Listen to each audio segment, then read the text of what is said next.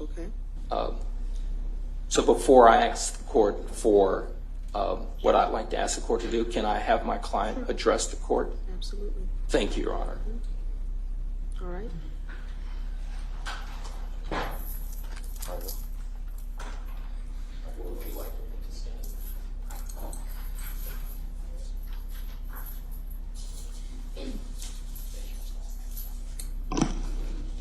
Good morning today, Your Honor. Good morning. I want to start out by thanking you for giving us a fair trial. I want to thank the jurors for the amount of time that they put in to judge this trial. This time being on this trial, I was able to see how the jurors are put in a tough position to, sit there and judge someone's life,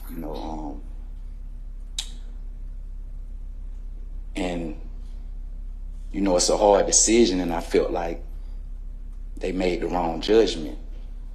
I've done things in my life. I'm not perfect. But the things I've been accused of, I know that I haven't done those things. I know it's typical for a person to come up here and, show remorse to, crimes that they have done, but I can only show remorse to the people that I know that was in this trial, which is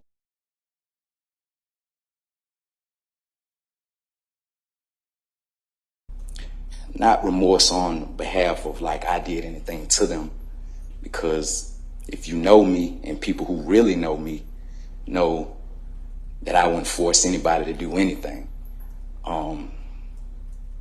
I met women, I dated women who were doing escort or whatever, however people want to look at it from a moral standpoint, but who was doing these things as a grown woman. I've only dealt with grown women. Nothing was forced. Nothing was coerced or anything of that nature. If you notice, before this trial, no woman can say anything about me before this trial. If you notice, before this indictment, no woman can say anything about me before this indictment. I get the situations that people are put in when they're faced with a certain type of crime or a certain type of time, and they're bullied into this situation to put the blame on someone, or to put the blame on Cash Out, or to put the blame on someone who's at the top.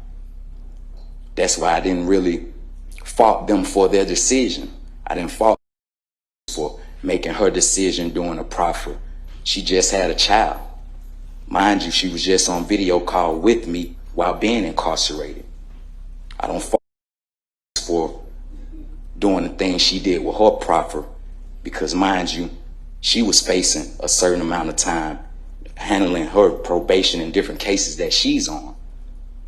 I don't fault people for making accusations, because I'm a man that typically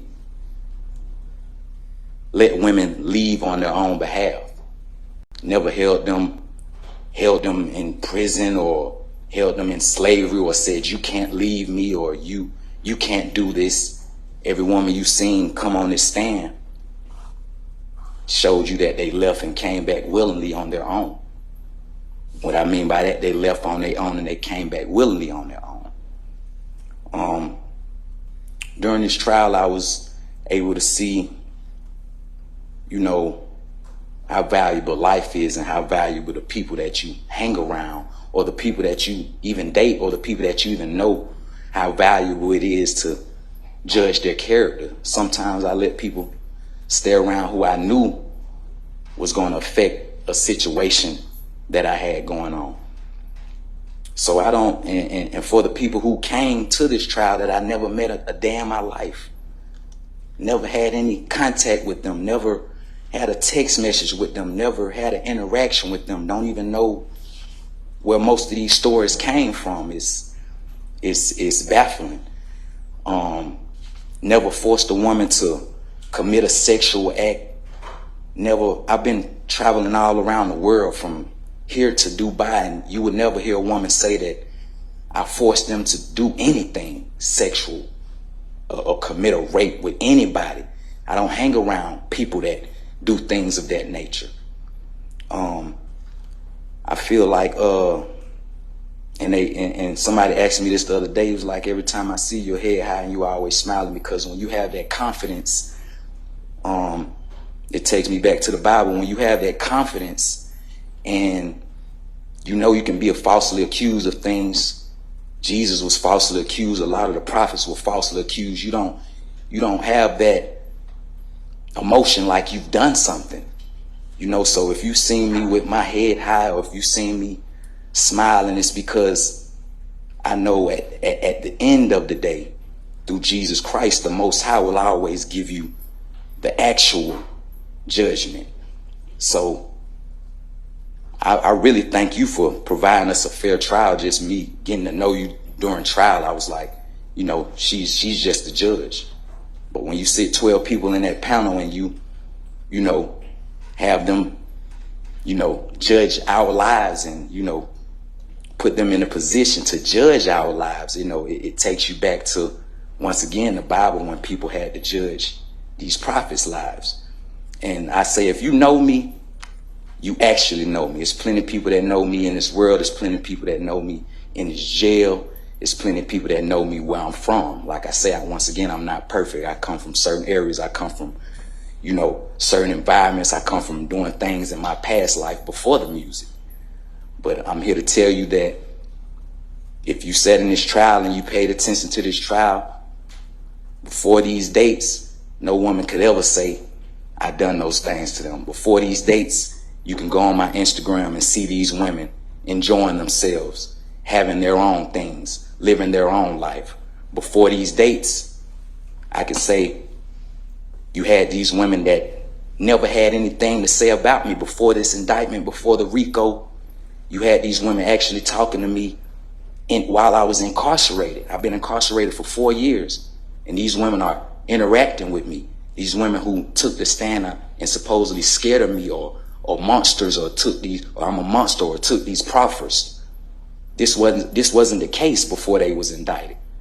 So from my perspective, I feel like some people can get bullied into a situation that they really don't really want to do. And I'm sitting here just holding my head high and just, you know, feeling that one day the truth will come out.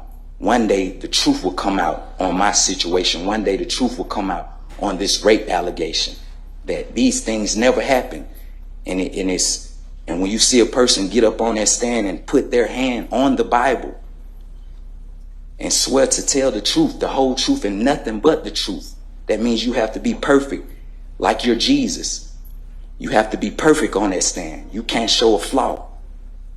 And that's a tough one. It's a tough one for me, because I had flaws in my life. So you have to tell the complete truth on that stand. And I got up there and see people put their hand on that Bible and not tell the complete truth. And that's baffling. But at the end of the day, I put my trust in the Most High. I put my trust in the universe to bring out the truth. To bring out the truth of these people who made these allegations. To me, it's like you have no heart. You have no heart.